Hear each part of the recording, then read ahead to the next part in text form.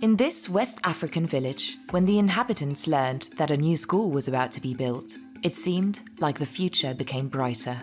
The long-awaited AFD-funded project promised to provide an education to all children. Unfortunately, when construction began, the villagers noticed that more land was being cleared than initially planned.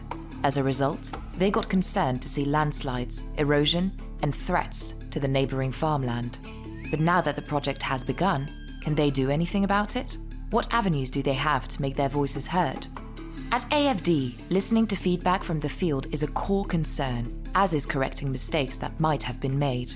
That is why AFD is vigilant about negative environmental or social impacts that may be caused by the projects it funds.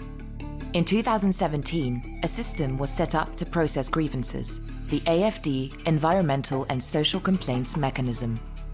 The mechanism lies outside of formal legal proceedings, and the two cannot be pursued in tandem. It takes in complaints from any person or group of people reporting environmental or social damage from an AFD-funded project. Though not created to provide financial compensation, it does offer two ways of dealing with the complaints filed. A compliance audit, which is an independent study to understand why these effects have occurred, and conciliation, which is an out-of-court space for dialogue to resolve the problem. The villagers learned about this mechanism after having exhausted all local means of appeal available.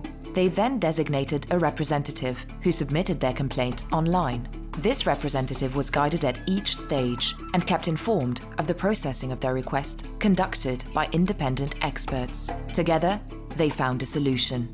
Thanks to the dialogue organized by AFD, the project developer made a commitment to reforest the affected land entirely before any work continued. This is just one example of several such cases that can occur. A house wrongly destroyed on a construction site, residents who are insufficiently compensated after being evicted to make way for the construction of a railway line, local pollution, and so on. Sometimes, wanting to make the world a fairer and more sustainable place can damage the everyday reality and immediate needs of communities.